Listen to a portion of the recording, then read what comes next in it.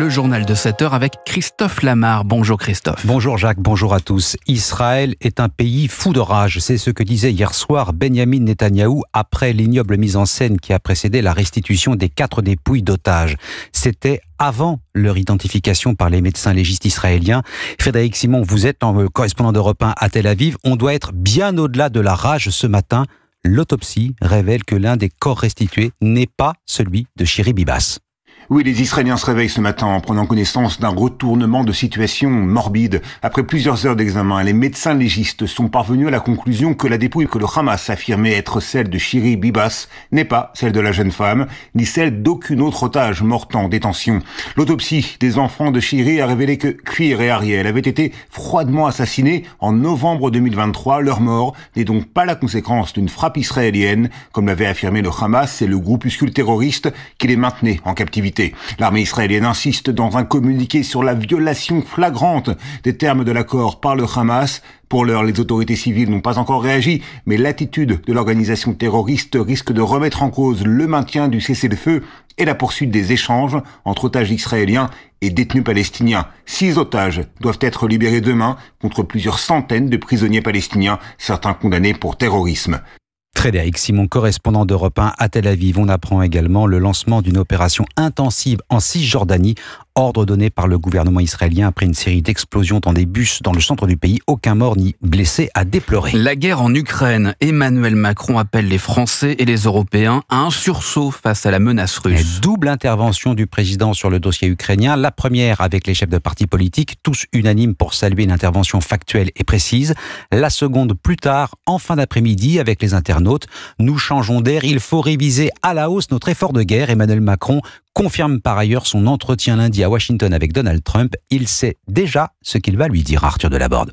Faire comprendre à Donald Trump que les États-Unis n'ont pas intérêt à faire trop de concessions à Vladimir Poutine, c'est l'idée principale d'Emmanuel Macron. Je vais lui dire, au fond, tu peux pas être faible face au président Poutine.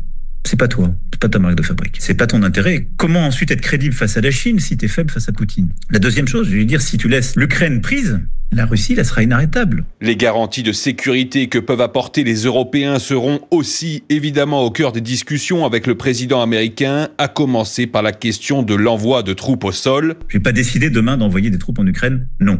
Et ce qu'on envisage plutôt, c'est d'envoyer des forces pour garantir la paix une fois qu'elle sera négociée et signée. À ce sujet, Paris et Londres travaillent sur un plan. Selon plusieurs journaux britanniques, il comprendrait le déploiement d'un maximum de 30 000 hommes en Ukraine. Ces troupes seraient positionnées loin du front, avec pour mission d'assurer une défense aérienne et maritime. Arthur Delaborde du service politique d'Europe 1. L'Ukraine et son président sous pression, cela n'empêche pas Volodymyr Zelensky de saluer des relations solides avec les États-Unis à l'issue de son entretien à Kiev avec Keith Kellogg, l'émissaire américain de Donald Trump. Déclaration qui a de quoi surprendre vu la nature des échanges récents au vitriol. Les Européens attentifs aussi à ce qui se passe en Allemagne, à la veille d'un week-end électoral capital pour l'avenir du pays. Élection pour le renouvellement du Parlement allemand. Le candidat conservateur Friedrich Merz donné favori pour ravir le poste de chancelier. L'AfD, le parti nationaliste en embuscade. Immigration et insécurité, 2 thèmes majeurs de cette campagne. En 8 mois, le pays a connu 8 attentats. Le 20 décembre dernier à Magdebourg, par exemple, une attaque à la voiture bélier faisait 6 morts et 300 blessés. Aujourd'hui encore, les habitants restent traumatisés. Reportage de l'envoyé spécial d'Europe 1, Wilfried de Villers. À l'entrée de la place du vieux marché de Magdebourg, des bougies, des fleurs et la photo d'un homme au regard joyeux, l'une des victimes de l'attaque du 20 décembre dernier. Cette place, désormais vide, balayée par le vent, Rodolphe et sa fille ne la traversent presque plus. Pour nous, ça a été très compliqué de revenir pour la première fois dans ce quartier du vieux marché. Jennifer, elle garde toujours en tête les images de l'attaque. On est même inquiet de sortir, tout simplement. Je n'arrête pas de me demander si j'ai envie d'être là, en plein milieu de la rue. De nombreuses personnes n'ont plus envie d'aller à des événements publics avec beaucoup de monde. Si elle votera à gauche dimanche, Jennifer estime tout de même que la sécurité et l'immigration sont devenus des enjeux majeurs en Allemagne. C'est aussi ce que dit Marie, pourtant longtemps pro-immigration.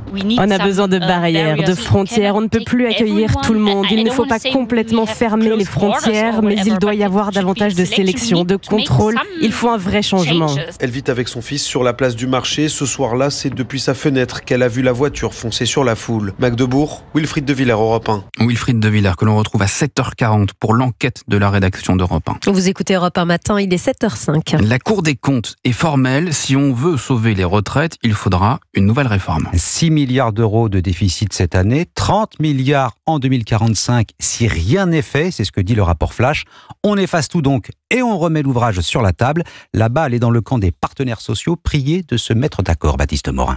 Première réunion prévue dans une semaine, le 27 février, dans un lieu dédié, l'ancien ministère des Postes et de la Marine marchande, avenue de Ségur en plein Paris. Les partenaires sociaux s'y rencontreront ensuite tous les jeudis jusqu'à la fin du mois de mai. 3 mois de discussion arbitrés par un homme, Jean-Jacques Marette, 73 ans, ancien directeur général du régime complémentaire Agirc-Arrco, expert reconnu donc du sujet, partisan d'un régime de retraite universel par points. C'était la réforme portée par l'Élysée et abandonnée en 2020.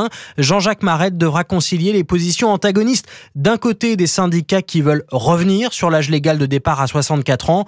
De l'autre, le patronat qui pousse l'idée d'une dose de capitalisation.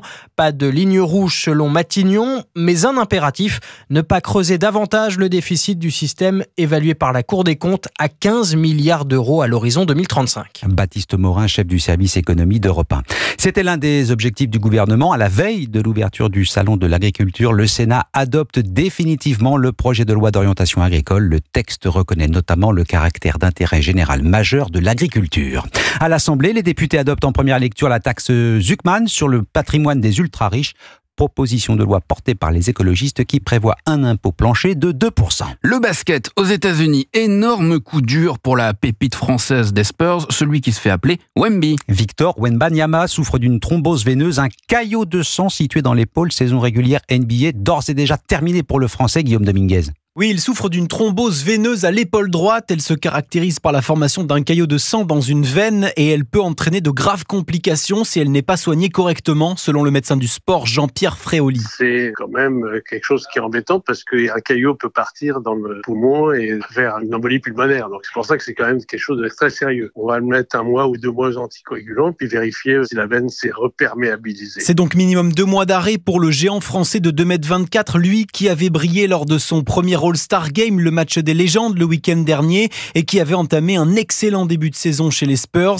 C'est un véritable coup de tonnerre pour le journaliste basket de Canal+, Georges Eddy. C'était un coup d'arrêt terrible. Il allait être élu meilleur défenseur de l'année. C'est quand même le meilleur marqueur, rebondeur et la star de l'équipe. C'est un cauchemar qui arrive là. Et l'autre grande inquiétude avec cette blessure, c'est que Victor Wembanyama pourrait ne pas participer à l'Euro de basket avec l'équipe de France en août prochain. Guillaume Dominguez.